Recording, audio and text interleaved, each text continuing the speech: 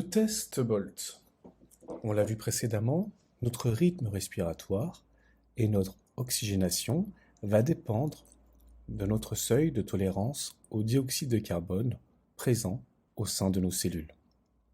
Un test simple permet de connaître ce seuil. C'est un test qui indique également le niveau de notre énergie vitale, comme nous l'avions précisé déjà au cours d'un module précédent.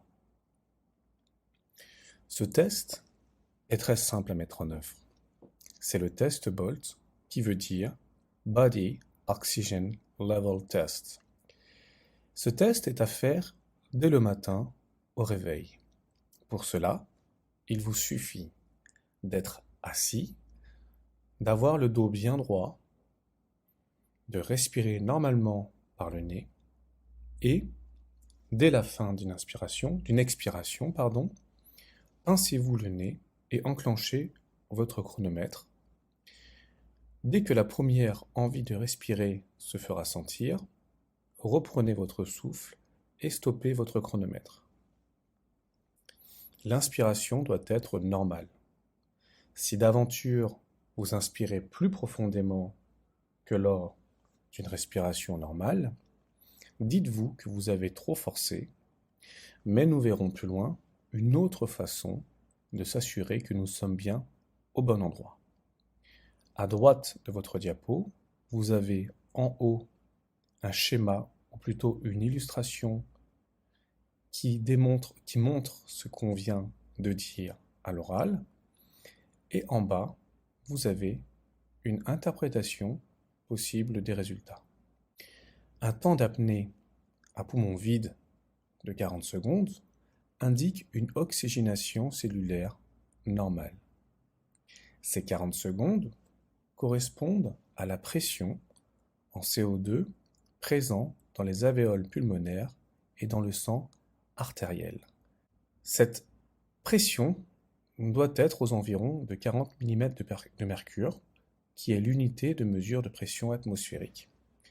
Ceci pour garantir l'équilibre acido-basique qui est maintenu par la pression donc en CO2 et en O2 dans le sang.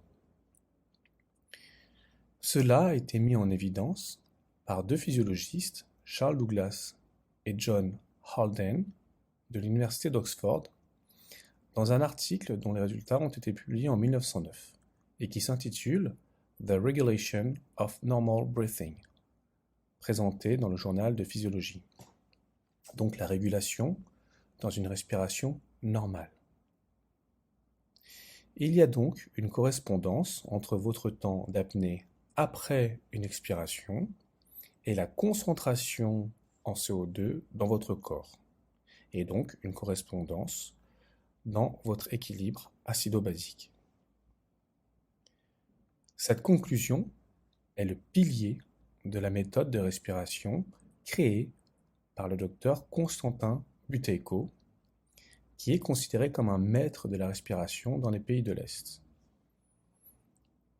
Le docteur Buteyko disait « En dessous de 40 secondes, la vie est vécue dans la souffrance. » Évidemment, avec un seuil de tolérance au dioxyde de carbone faible, vos cellules ont une concentration en dioxyde de carbone en dessous de la normale. Et il y aura donc une faible oxygénation cellulaire. Et cela va donc forcément entraîner, selon la théorie du Buteyko, un métabolisme endommagé qui ne va pas produire suffisamment d'énergie sous la forme d'ATP dans le but de produire de la chaleur et donc de faire fonctionner de manière optimale l'ensemble de votre organisme. Le test Dr Buteyko seul ne suffit absolument pas, car il existe un piège dans lequel tombent beaucoup de pratiquants de cette méthode. En effet, il est très facile de dépasser le seuil des 40 secondes.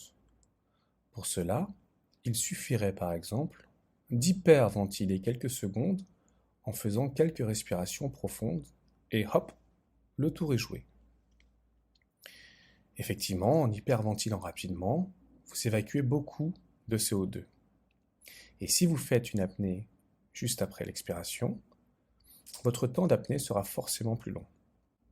Par ailleurs, le test est à faire le matin au réveil, comme cela a été préconisé. Et, pour des raisons de stress, il est tout à fait possible que vous ayez hyperventilé pendant votre nuit de sommeil. Et donc, cette hyperventilation va vous permettre de dépasser dès le matin les 40 secondes. Il y a 2 façons supplémentaires de s'assurer que ce test est correctement fait. La première est de faire le test dit MBT au cours de la journée. Le test MBT est une apnée à poumon vide en mesurant le temps maximal. Si le temps que vous tenez est environ 2 fois supérieur au test Bolt, alors le temps que vous avez noté semble correct et vous avez identifié la première envie de respirer. Bravo! La seconde façon est de procéder à un test de température. Ce test est appelé le test du Dr Barnes et nous allons voir cela dans la prochaine diapositive.